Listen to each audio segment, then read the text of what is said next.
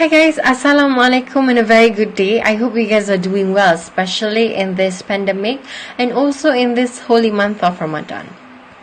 My name is NUR ERYSHA Tajaludin, and today I will be talking about Bank 4.0 and the future of financial services. Okay, before we start with Bank 4.0, I would like to share with you guys a little bit on the history of banking. So banking starts around 2000 BC, and it was the first prototype of banking were between merchants of the world and who gave grain loans to farmers and also traders who carried goods between the cities. And this happened in Assyria, India and Sumeria. Okay, later in ancient Greece during the Roman Empire, lenders based in temples gave loans while accepting deposit and performing the exchange of money. And the archaeology from this period in ancient China and also shows evidence in money lending. Okay, next we'll be talking about the evolution of banking system. Starts off with Bank 1.0. Bank 1.0 was historical. It's the traditional banking centered around branch as their primary access point.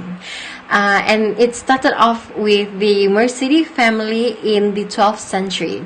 As we all know how Bank 1.0 was back in the days, if we want to do any kind of monetary transaction, we have to go to the bank, which the branch opens in selected areas in each cities, in each states of the country.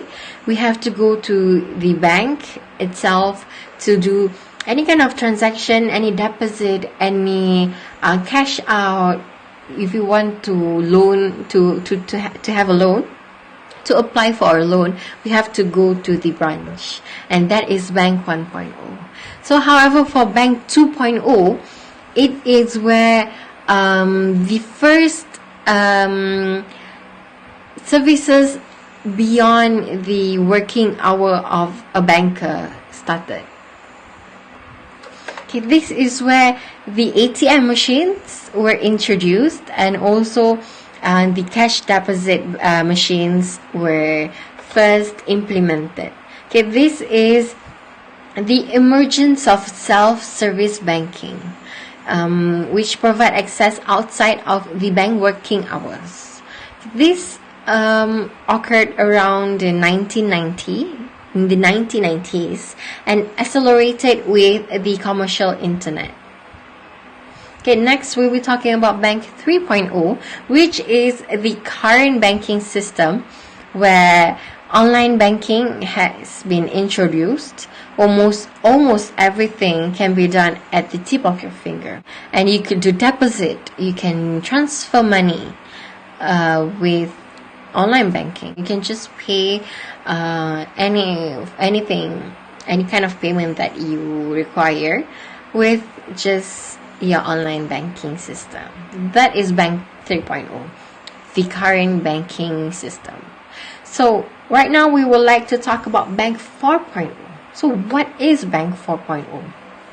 So Bank 4.0 is where we would like to see beyond from what we have today. It's the radical transformation that is taking place in banking. And it follows to its logical conclusion. It's what we want to see beyond than what we have today. We don't want to see a kind of service that provides almost 24 hours service that you could do deposits, you can transfer money in and out, you can do any kind of transaction. No, we want to see beyond that. And we would like to see how banks survive. If they want to survive in Bank 4.0, they should develop new capabilities, new jobs, and new skills. The future of banking is not just about thinking around values, store values, not just about just payments and credit utility. It's embedded in voice-based smart assistants like Alexa and Siri.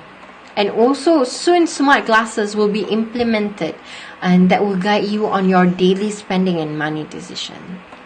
So this coming bank 4.0 is the era where it's either your bank is embedded in your world via technology, or it is no longer exist. Okay, next, when we think about bank 4.0, there should be only 3 things that comes to your mind. The first one will be advanced. Bank 4.0 should be advanced. It should be embedded and ubiquitous banking delivered in real time through technology layer. And the second one, it should be a virtual assistant. It should be dominated by real-time contextual experience, a frictionless engagement, and also a smart AI-based advice layer. And lastly, it should be fast. Bank 4.0 should be largely digital, omni-channel, with zero requirement for physical distribution. So what are the predictions by 2025 until 2030 for Bank 4.0? The first one will be the largest deposit-taking organization will be technology players such as like Alibaba or Amazon, anyone that could scale deposits more efficiently. Second would be everyday people will transact and interact with their money all via digital.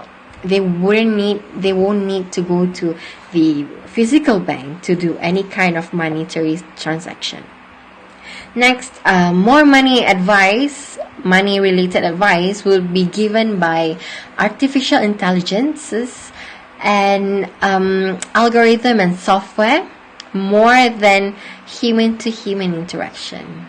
So probably by 2025, any financial consultant will only be via artificial intelligence, algorithm, and software.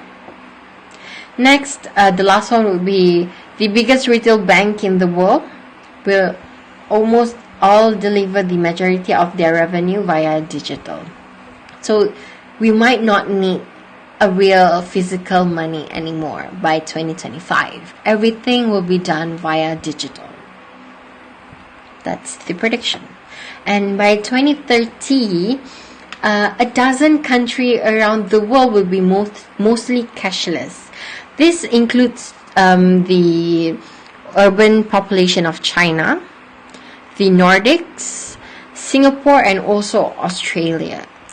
Okay, and lastly, by 2030, almost 30% of today's job position that is acquired by human will be taken over by artificial intelligence. So probably by 2030, bankers will not be needed as much as right now. To survive until 2030, it's not about taking technology like artificial intelligence, blockchain, the smartphone, and adding it in to your existing business. The only way you survive this transition intact is if you're prepared to start all over again, rethinking the role of your business in your customers' lives based on the fact that you'll always be there, embedded in the world around them. That's first principles thinking of financial services, and that's what I like to call Bank 4.0. And that is all for today's presentation. I hope you guys enjoyed. Thank you and have a good day ahead. Assalamualaikum.